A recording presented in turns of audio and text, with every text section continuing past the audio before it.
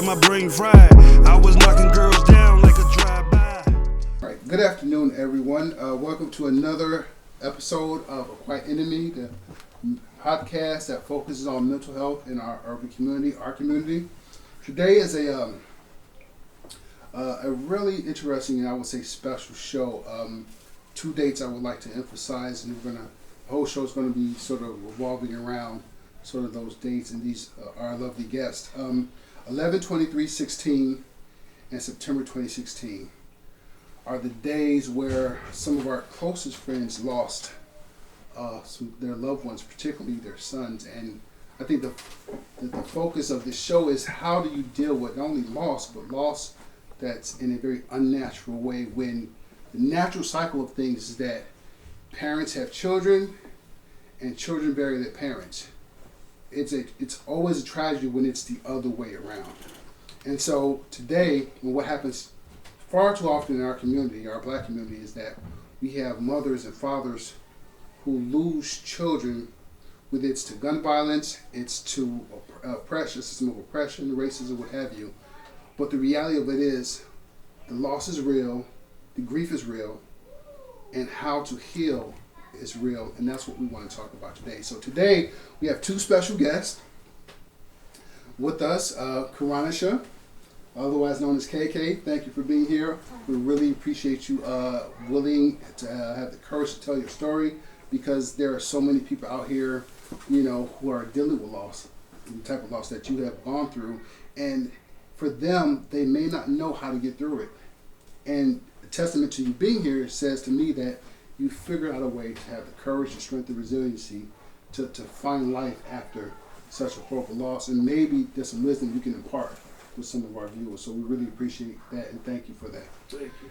And then Tracie, oh, absolutely. And then Tracie, yes, Person, not Pearson. Tracie Tracie Person. Person is our second guest. And keep in mind, we all know each other. This has been a sort of family affair to a large extent.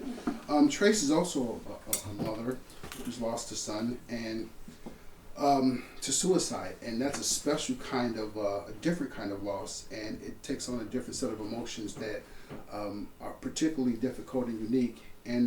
But the thing about Tracie is that she's figured out a way to come back to life.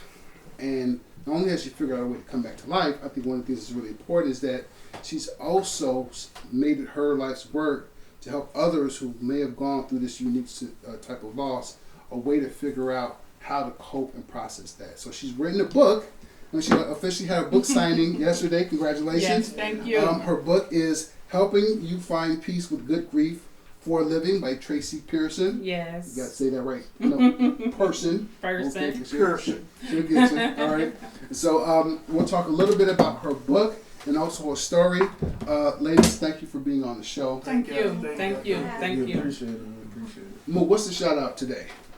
The shout out is to Helping You Find Good Grief for Living by Tracie Person. Helping you find peace. Yes, indeed. Yes. And you can find this book at goodgriefforliving.com. Yes. Yes, so thank you for being here. Thank both of y'all for being here. I know y'all very well. Grow with y'all. And the losses that you guys have taken, I'm somewhat was on that journey with y'all, and have been on that journey with y'all to a certain degree. So I just like to say once again, thank y'all, and we can get it rolling. All right. Yeah. So again, the first, when I started out, we talked about these dates, 11/23/16 and September 2016, when you lost your son. Yes. So loss is hard, and I want to start with you, KK. If you could just walk us through kind of, sort of what happened when you lost your son.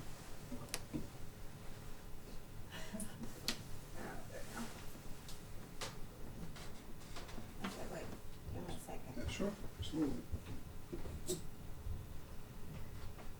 What happened was Kawan was shot in the back by a Chicago police officer.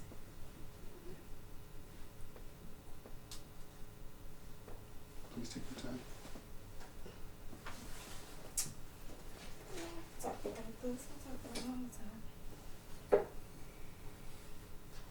He was shining back. He took off running. He was at a bus stop.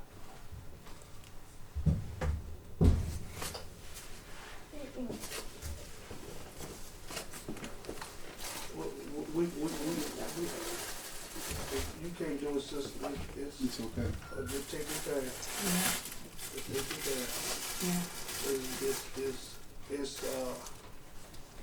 We had just came from Black Mothers Convention, with Trayvon Martin mother, Eric Gardner, and what's the other woman's name? The Mothers Movement, Yeah, the Mothers Movement. Trayvon Martin, Eric Gardner, and What's the girl? the girl who got shot in that party. Breonna Taylor. Breonna Taylor. Yeah. And I'm gonna say this: it wasn't. The pain is always gonna be there, Yes. but they knew that they had to speak because you have to let these people know that, let the world know what these evil motherfuckers doing and have Yes. done. You know what I'm saying? And you can tell that they was on a mission to tell their child's story. You could still see the hurt and the pain within that. Yeah. So I know that it's never going to be easy at all, because me sitting there, us watching it, you know, and they giving their testimony was very hard on them. Mm-hmm. So I understand. So you know, we'll come back on that note, and let's talk to Tracie. Tracie for a minute. Hey, thank you for having me. Thank you. Thank you for being here. You're no stranger to loss, Yes. no stranger to bereavement and all the things that come with that. Mm-hmm. But it seems to me that that you found your way. Yes. You found your stride. You know, you found a way to find meaning and purpose in such a tragedy. Yes. And that's hard for a lot of people. That's probably one of the single most difficult things anyone could actually bounce back that way. Right. But you have with your work and everything, and you know there's a wisdom and there's a blessing in that bounce back. Mm-hmm. And I think that what we want to understand, what we would love to understand from you, is that, but for those who are still going through the hurt and the shock of the Yes. loss, Yes. like you went through Yes. when you lost your son, is what happened when you realized that your son was gone, and how did you bounce back? How did you get to where you are now? Okay. First of all, I just got to say that God is good. You got to have faith, pray, and thank God that I had an excellent support system. People around me to help keep me lifted up in good spirits and help me go on and press throughout the day. You know, my main focus was not to mentally let my son's death get to me because of what he went through. Sure. I kept praying that, you know, God kept my mind strong so I could be able to still be a parent, because I'm a single parent. And I had to be able to help my children process what happened. Yeah, so my main focus, and I thank God that he kept my mind strong throughout the process. And like I say, you got to have some type of faith. Yeah. You got to have some type of belief in something. You know, so Let me ask you, in that notion of having to have faith, having to have a belief in something, but in the darkest moments of that pain, did you question that? Or did you honestly, did you stay in faith? I never questioned God about what happened.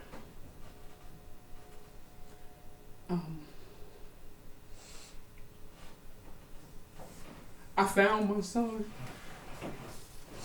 hanging And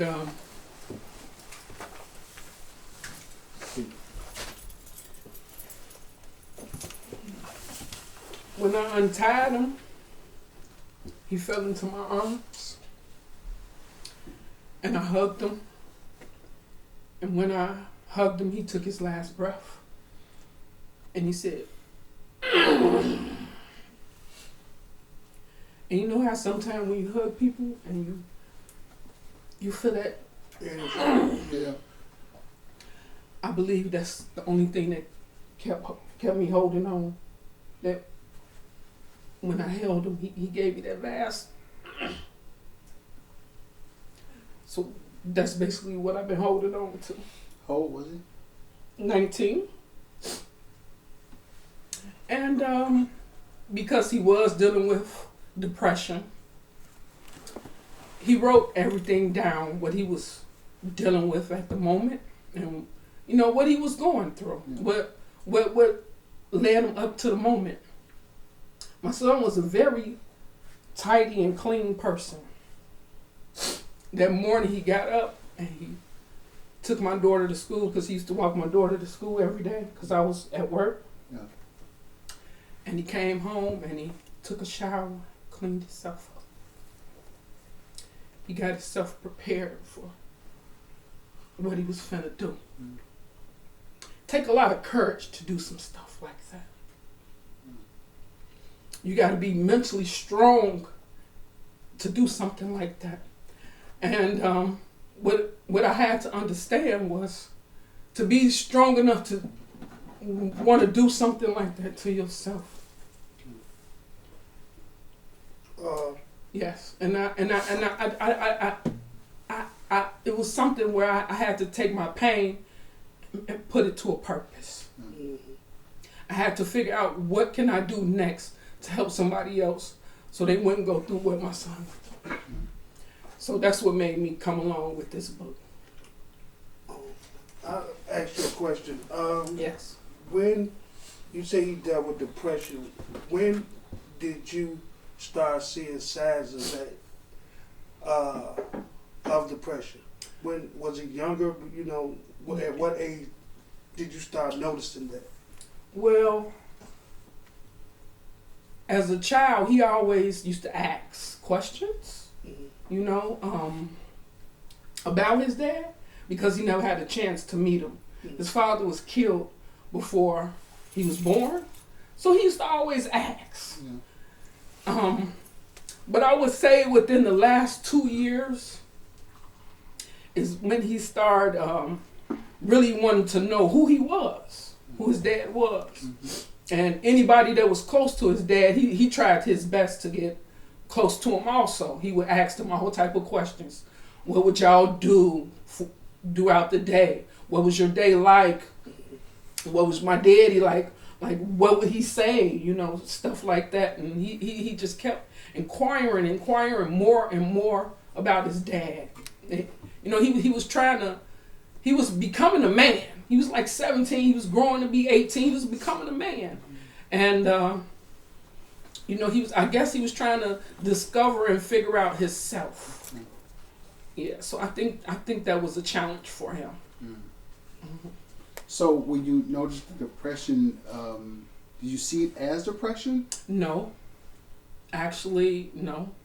He was more so, what I had learned yesterday also is sometimes the depressed person knows how to mask, so they become like the life of the party. Yeah. I take it that's how your son was? Yeah, he was so loving, and so everybody loved him. And you know, he was one of them people that you wanted around. Yeah. You know what I'm saying? So I guess that's what it is. His depression, he was so masking with it that it was like he would reach out to everybody else to make sure everybody else was okay. Yes. So how did you know it was depression? Was it through, you say he wrote a lot. Did you find out through his journals? No, he wrote a letter before he committed suicide. He wrote down several pages of what he was going through and what was on his mind. Yeah. yeah, basically, you know, he let me know that he loved me, and it was nothing that I could do to change his mind. Yeah. That this was something he was going to do. When you speaking about how he wore a mask, I think I've living testimony to that, because that's how I've been living my life, you know, and I have been dealing with depression for a very long time, for ever since I was young. Mm-hmm. And the way that I cope with that depression was to be the life of the party, to always be intoxicated, to always, you know, be high. You know what I'm saying? But then once the fun and the party and shit goes, I'm balled up some motherfucking way. Yeah. You know what I'm saying? And people don't know that. So I was a good masker for a long time. Yes. And that was the purpose of A Quiet Enemy, you know, because that's what I was dealing with, and people didn't know that. And, you know, Yeah. a lot of people didn't know that. And the piggyback on what you said is like the master. I feel like I dealt with the same thing as well, and you know, people might ask you like, "Are you okay?" You know what I'm saying? How's everything going? You know what I'm saying? And your first train of thought is, "Yeah, everything good. I'm okay." You know, because you talk to be so tough. But I learned over time, you telling the truth, man. Yeah. Because you layering your pain. Yes. You building it up. And there was one time, man, I felt empty inside. I don't know what to call it. I don't want to say I was suicidal, but I felt empty. Like, this me being open as possible. I felt empty. You know, you had people, my mom, my dad, you know, family ask me, "Am I okay?" You know, and you still, "Yeah, I'm good. I'm good." You know what I'm saying? "Yeah, let's you know what I'm saying? Let's go party." Ooh. Deep down, I'm hurting. I'm hurting. It's a lot of things that still to this day I don't even discuss, because I feel like even though I got this podcast, everything, it made me look weak as a man.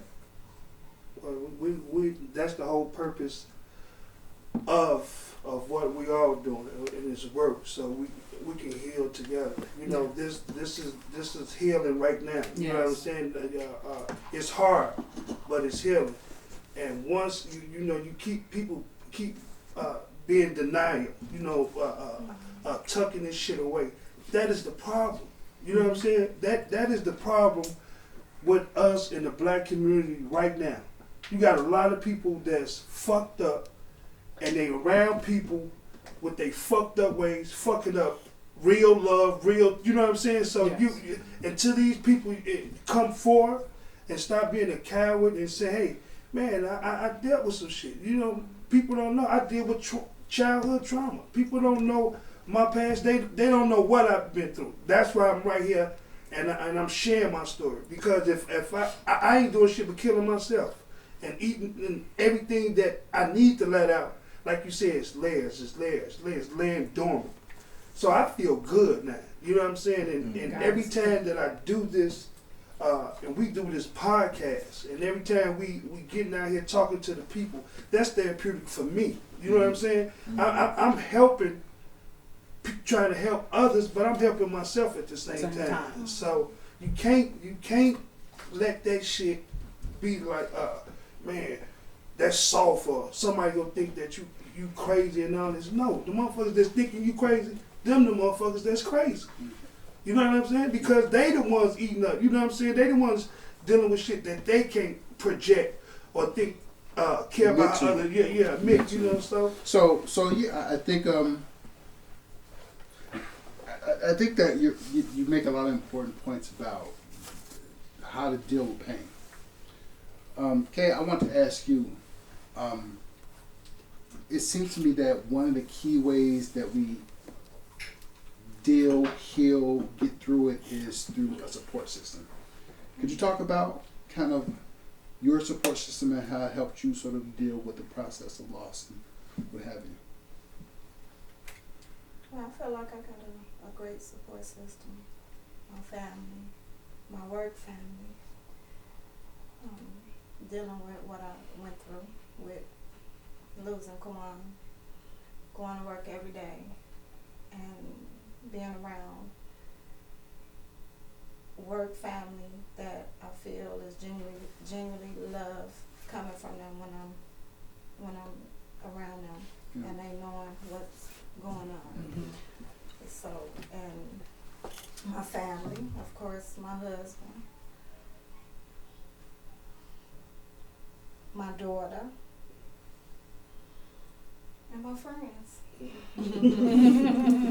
Did you ever feel that there was a moment? Did you always know that, or was there a moment in time when you felt like no one could understand kind of what you're going through or the pain that you're going through? Did you always feel like, you know what? At least I have these people who I'm willing to talk to. Well, no, not at the beginning. Not at the beginning. I felt like it was just me going through it. Yeah, it's definitely a me issue It's when always, it comes to losing a child. Right. It instantly, because it's like my baby. It's your baby, yeah. My baby. Yeah. So it instantly becomes a Where me thing. does that change? When does that change? How does it change for when you really feel like there are people here in my corner and I'm willing to open up a little bit? When you hear others always speaking on it, like how Mookie said before about his little brother, he don't like for people to bring up Joey or bring up you know, in the conversation. That's something I love to hear someone bring up. Kawan Raye, you know. Yeah. You know, that lightens and brightens up my day, any day, you know, make me feel good to hear anybody bringing up his name. Sure. Period. Sure. I think for me, as a mother, I can understand that. You know what I'm saying? For me, it was just, you know, you're around people, you drink. You know what I'm saying? It's, you know, for a mother, like, shit, when I lost my brother, I had went, like I said, I went to the hotel. I got Rick James dirty. I went for 2 half gallons, give me 20 pills. Bring me my son right now. I'm right here looking like Pookie. He don't know what the hell going on, scared as hell, you know. But you know, the cowardness of me was I couldn't face my mama. Okay. You know what I'm saying? It wasn't the actual loss that I took. It was the actual loss that my mama took. You know what I'm saying? And that shit, man, that shit still fucking with me to this day. You know, you take a little blame, you know what I'm saying? But then, you know, like I said, man, what the creator, you know what I'm saying? The creator, man, you cannot, whatever he got planned. So let me ask you a question, the both of you. Mook alludes to this point, which can be very hard to kind of come back from.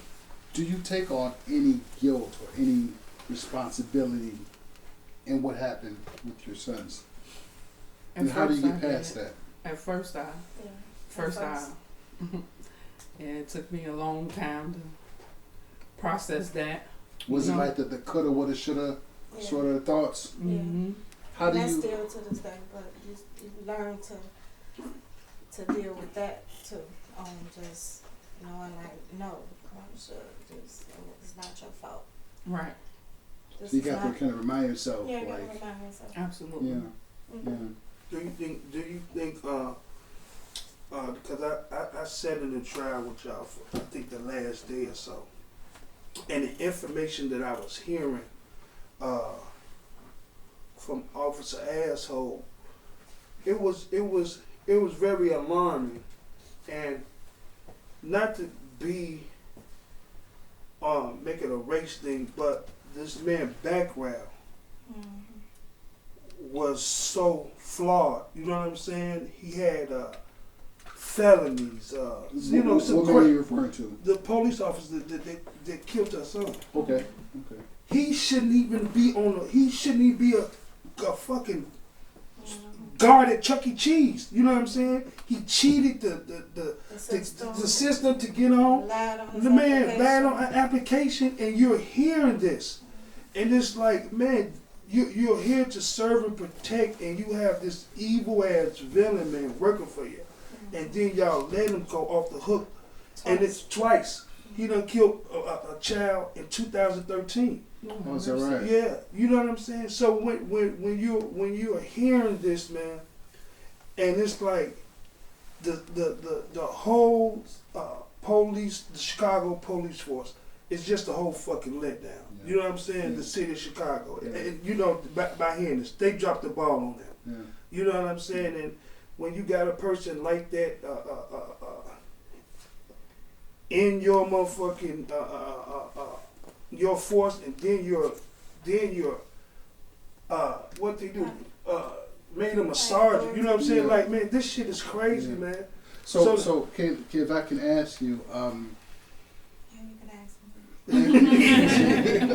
I feel like he threw in saying, I gotta tell my son stuff. because I think there's a you know, you said not to bring in race, but unfortunately, you know, we're talking about mental health in our community, and race is always an issue.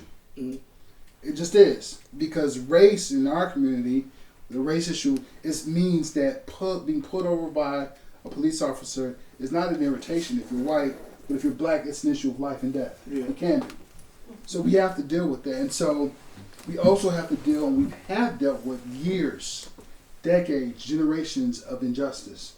And so, Kay, I'm wondering for you, you have come face to face with that level of injustice, and does that level of injustice, on top of the loss, does that make it even? Does it make it more difficult to heal from, because you have to deal not only with the loss, but the fact that you're clearly seeing injustice being sort of put right in your face. You're bearing witness to that injustice. Does that make it more difficult?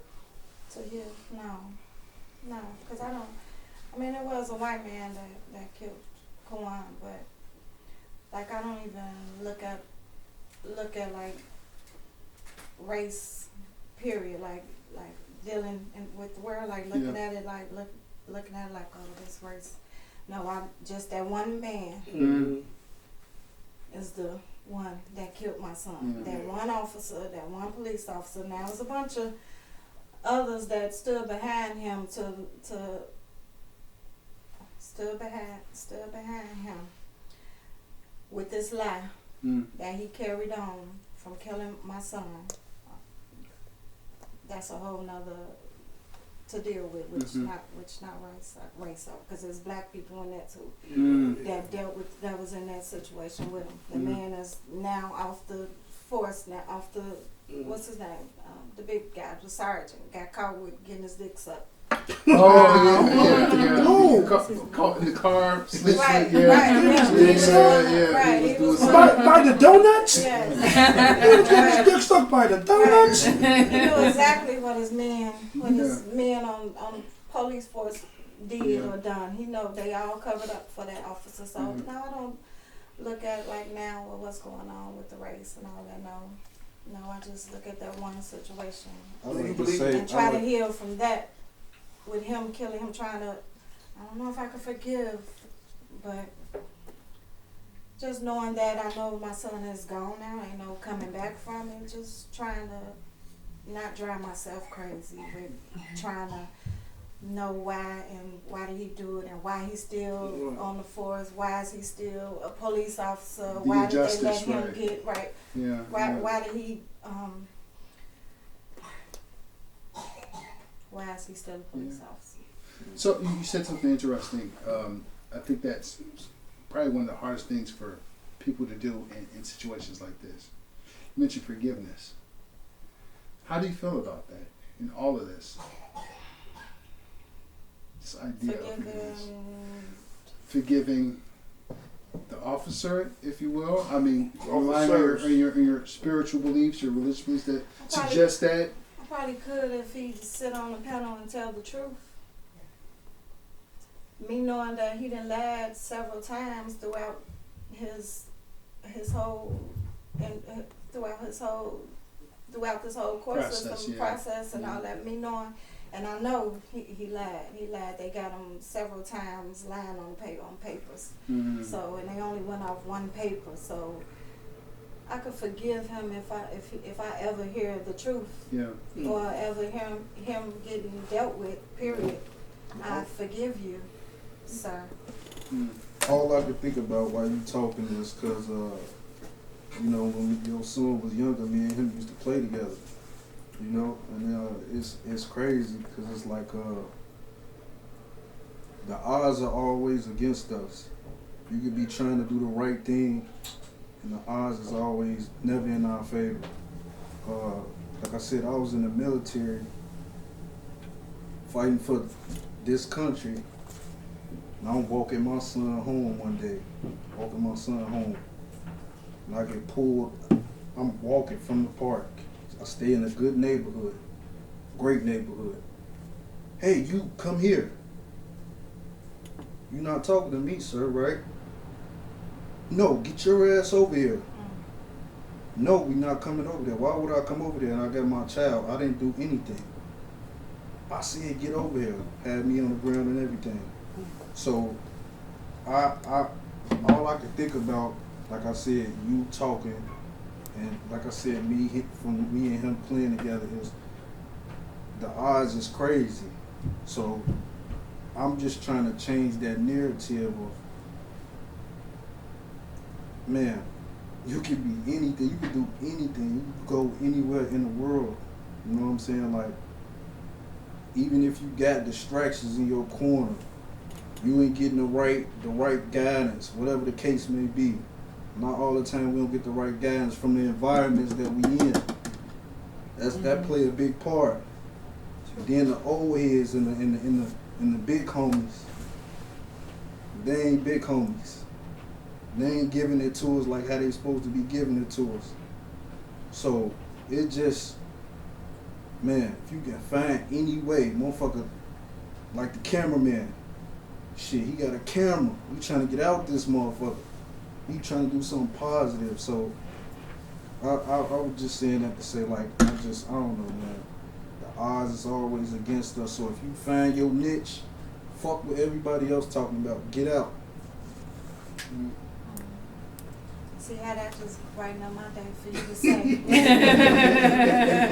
you to say, I used to play with your son. And I know this, but just for you to just say that right now, just, if y'all see that on camera, that just brighten up my like, smile from here to there. Tracie, I want to ask you about this helping you find peace with good grief for living. Yes.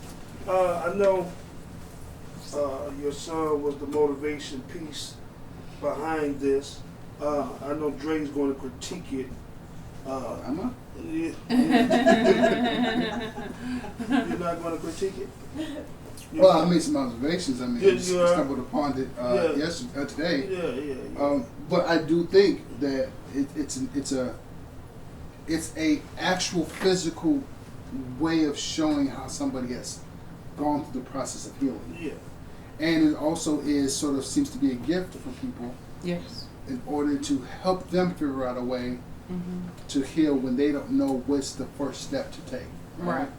And so that takes a lot, right? A lot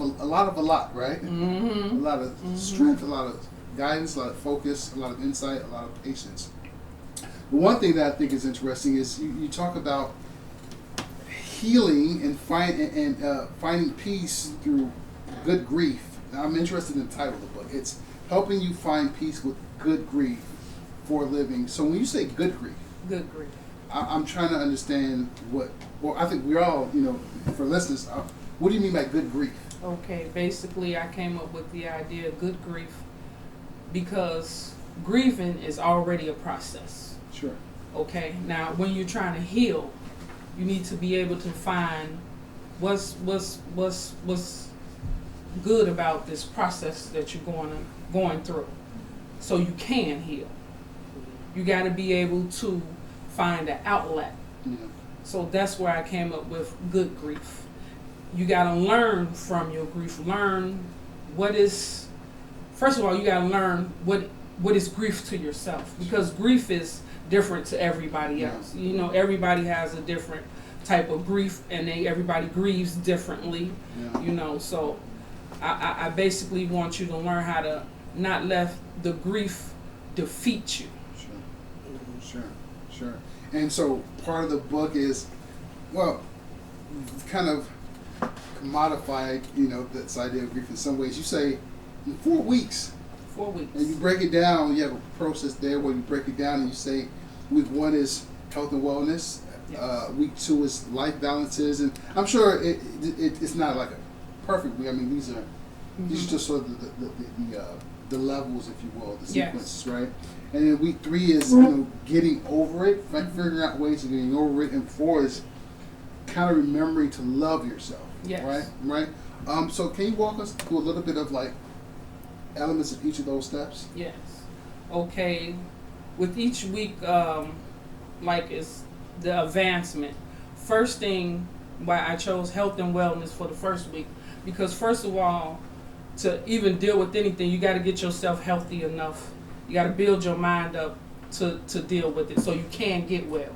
Health and wellness, so you can get well. So there's a focus on the physical.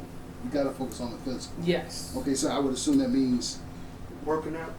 or sleeping or eating, right? Sleeping, or that sort of thing, eating, right? yeah, all of that, yeah. Okay. Good food, bad food, you know. Not only that, you got to watch what you feed in your soul. Sure.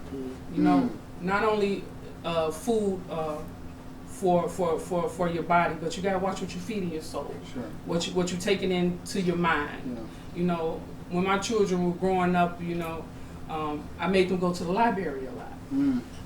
TV, we watched it, but it wasn't like the main thing in my household. So when my children were coming up, we hanging out, doing our thing, you know, at the playgrounds and stuff like that.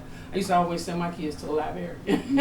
While we partying and this and that and the third, you know, my kids was at the library. Woodson, thank God it was on 95th where close where my kids can get to, you know, because I kept them there. And the library, it gave my kids not only something to do, but it kept them, you know, reading on the computer. Yeah. You know what I'm saying? Right. And actually, after I sent them there so much, they started liking it. They just telling their friends, we going to the library, you know, and they coming home with the little projects and stuff, what they do at the library, you know, and they taught them all kind of stuff, you know. So I thank God that it was something in me that just kept telling me, you know, it was basically like, I'm not going to even lie, it was a free daycare. While we was all outside hanging out, you know, I'm like, hey, look, I got somewhere for y'all to go, you know. I'm trying to stretch my arms here, so the healing for the process in terms of that first part is feeding the body and the mind with the right stuff. Yes. So that you can sort of transition into life balance. I think is life balance, yes. Life balance is what? Life balances are basically where you need to figure out the balance. What is triggering you? What is making you go here? What could help you have a good day? What could help you identify a good day? Sure. You know, as to basically all day beating up yourself or feeling guilt. Fighting off that depression and those negative feelings. Yeah. Okay. So that's where we come with the life balances. Okay. And then if someone is successful in that process, you focus on this idea of getting over it, which means what? Because that's a lot to say. Yeah. You know, because people get over things in different ways. So when you say get over it as the next step in that process, what do you mean by getting over it? Getting over it. Basically, when you come to a point where you have to accept what happened. So it's about acceptance. Acceptance. Yeah. You have to accept that this has come to absolutely, and you have to learn how to accept what actually happened and move forward. Let me ask you a question. Is that the hardest part? Actually, it is. That's why you got to find strength to get over it. Yeah. So would you? I'm just really curious. It's okay. How for both of you, I think this is what listeners who've gone through what you've gone through really want to know. This particular point, how do you accept? How do you accept? And can you accept? Yeah, and can you accept? It's a learning process. It's definitely a learning process. It's a day by day thing. Every day is different. I'm still healing, Still healing. still crying. Let me ask you: is there a belief? Should there be a belief in terms of this accepting, this getting over it, that you can find fulfillment, purpose, meaning, happiness, and life after that loss? Is there a belief? Is that part of what it means to get over it, to accept that, is that you can possibly do that even after the loss? I think in due time, probably you can learn to deal with knowing that your child is not there no more. Do you? Well, let me be specific because I think this is very Learn to important. deal with it. Yeah. Do you find, the both of you, but do you find moments now where there are moments where you feel happy and feel like your life has purpose and feel like it has meaning after? Do you have those moments? Yeah. And probably reasoning why, because we have other kids. Mm. And so we try to be there and be the best you can be for your other kids that is living. Do you guys project more into the other kids now, and are y'all what's the word? More protective now? You know, y'all kids, since Try to y'all have be. that, since you told y'all both took losses. Do y'all project more love on them? Are y'all overprotective now? I wouldn't say No. it's overprotective, but it's definitely a greater, more awareness where you're gonna want to look, find, and keep your phone on, and there's But moments you're doing that already, Yeah. but now it's like your senses. It's like basically sleeping with your eyes closed or wide open, I should say, Right. sleeping with your eyes open, Mm. because I can't even describe. I really haven't been asleep. I rest, but a full night of sleep is something I haven't had since my son passed. Maybe 3-4 hours at the most. Well, I want to thank y'all. I really, we all appreciate you guys coming through, sharing y'all experiences, your losses. And I just want to tell y'all that, I know that y'all will keep on healing. You're doing a great job of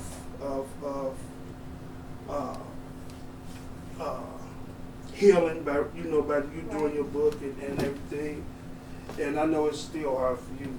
So it over time, like you said, Some days Right. Yep. Some days are better than others. So Yeah. I like I said, I like to thank y'all for coming. We appreciate y'all. This is a good show y'all had. My big ass over here crying and shit. Yeah, they can hit that ass. So we finna close out this show. We finna get Dre's Corner. And Doctor, here you go. Doctor, here you go. Again, thank you for being on the show. I think a testament, I think it's important for me to emphasize this to you all, that with that type of loss, you want to shrink away from the world. And you want to feel like the world is not fair and all these things. And a lot of that's legitimate. But a testament to your own healing, whether you recognize it or not, is that you're here on the show talking about it, finding a voice. And that's going to go a long way for people who watch this to say, hey, those who felt that they've lost their voice, if they can find theirs, then I can find mine too. So that's the power, that's the gift that you're giving as you're presenting yourselves on this podcast to talk about something so dear and so personal. So we really want to thank you for that. In terms of just understanding how difficult and complex loss is, I think particularly loss that's, again, like I said before, it's unnatural. When we're dealing with loss that is not supposed to be. When the parent has to bury the child, that's an unnatural loss. It's supposed to be the other way around. The other way around. And it's particularly difficult. And I understand how difficult that can be. And so we go through a lot of these emotions. You know, we go through hopelessness. We go through anger. We go through denial.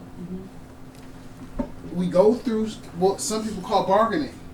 Like, oh God, please just take the pain away, and I swear I'll A, B, and C. Oh God, if you just get me through this day, I'll A, B, and we bargain, right? Because that's how complex and how deep the pain is. I think in all of those phases, with its anger, denial, bargaining, or the grief itself, it's supposed to put us on this path of eventual acceptance. Always got to remember that that's the goal. It's acceptance, so that you can live and move on with life, where you can find more meaning, purpose, fulfillment, because there's other things about life that still has to be offered. You know, other children. Being a wife, being a companion, being a partner. There's so much about life to be lived, and it's a special kind of existence at this point. And it takes a special kind of person to embrace that, and that's what you guys are doing. But we understand that loss is one thing that is something that's pretty unique to our community, and it's unfair. But we are very resilient in that space, right? And that the whole goal of going through anger and denial and bargaining and acceptance is that we eventually reach that point, that pinnacle of acceptance. I think you guys are well on your way. So thank you for being on the show. Really appreciate it. Let's get on here.